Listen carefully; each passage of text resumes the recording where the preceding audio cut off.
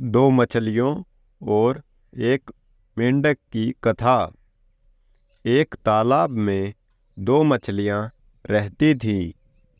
एक थी शतबुद्धि, 100 बुद्धियों वाली। दूसरी थी सहस्त्र बुद्धि, 1000 बुद्धियों वाली। उसी तालाब में एक मेंढक भी रहता था। उसका नाम था एक बुद्धि। उसके पास एक ही बुद्धि थी, इसलिए उसे बुद्धि पर अभिमान नहीं था। सतबुद्धि और सहस्त्र बुद्धि को अपनी चतुराई पर बड़ा अभिमान था। एक दिन संध्या समय तीनों तालाब के किनारे बातचीत कर रहे थे। उसी समय उन्होंने देखा कि कुछ मछियारे हाथों में जाल लेकर वहां आए। उनके जाल में बहुत सी मछलियां फंसकर तड़प रही थीं। तालाब के किनारे आकर मछियारे आपस में बात करने लगे। एक ने कहा, इस तालाब में खूब मछलियां हैं, पानी भी कम है। कल हम यहां आकर मछलियां पकड़ेंगे। सब ने उसकी बात का समर्थन किया। कल सुबह वहां आने का निश्चय करके मछियारे चले गए। उनके जाने के बाद सब मछलियों ने सभा की। सभी चिंतित थे कि क्या किया जाए। सबकी चिंता का उपहास करते हुए सहस्त्र बुद्धि ने कहा, डरो मत। दुनिया में सभी दुर्जनों के मन की बात पूरी होने लगे तो संसार में किसी का रहना कठिन हो जाए। सांपों और दुष्टों के अभिप्राय कभी पूरे नहीं होते, इसीलिए संसार बना हुआ है। किसी के कथन मात्र से डरना कापुरुषों का काम है। प्रथम तो वह यहां आएंगे ही नहीं। यदि आ भी गए तो मैं अपनी बुद्धि के प्रभाव से सबकी रक्षा कर लूंगी। बुद्धिमान के लिए संसार में सब कुछ संभव है।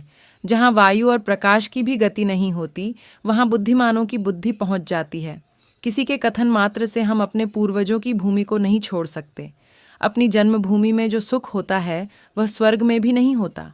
भगवान ने हमें बुद्धि दी है, भय से भागने के लिए नहीं, बल्कि समझदारी से उसका उपाय करने के लिए।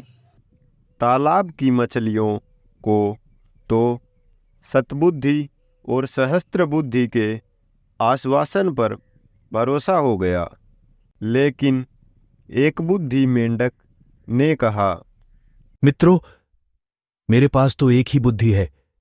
वह मुझे यहां से भाग जाने की सलाह देती है। इसलिए मैं तो सुबह होने से पहले ही इस जलाशय को छोड़कर अपनी पत्नी के साथ दूसरे जलाशय में चला जाऊंगा। यह कहकर वह मेंढक मेंढकी को लेकर तालाब से चला गया। दूसरे दिन अपने वचनानुसार वही मछियारे वहां आए। उन्होंने तालाब में जाल बिछा दिया। तालाब की सभी मछलियां जाल में फंस गई। सतबुद्धि और सहस्त्र बुद्धि ने बचाव के लिए बहुत से पैंतरे बदले, किंतु मछियारे भी अनाड़ी न थे। उन्होंने चुन चुन कर सब मछलियों को जाल में बांध लिया। सब ने तड़प तड़प कर प्राण दिए। संध्या समय मछियारों ने मछलियों से भरे जाल को कंधे पर उठा लिया। सतबुद्धि और सहस्त्र बुद्धि बहुत भारी मछलियां थीं, इसलिए इन दोनों को उन्होंने कंधे पर और हाथों पर लटका लिया था। उनकी दुर्वस्था देखकर मेंढक ने मेंढकी से कहा, देख प्रिय, मैं कितना दूरदर्शी हूं। जिस समय शतबुद्धि कंधों पर और सहस्त्र बुद्धि हाथों में लटकी जा रही है, उस समय मैं एक बुद्धि इस छोटे से जलाशय के निर्मल जल में सानंद विहार कर रहा हूं। इसलिए मैं कहता हूं कि विद्या से बुद्धि का स्थान ऊंचा है, और बुद्धि में भी सहस्त्र बुद्धि की अपेक्षा एक बुद्धि होना अधिक व्यावहारिक है।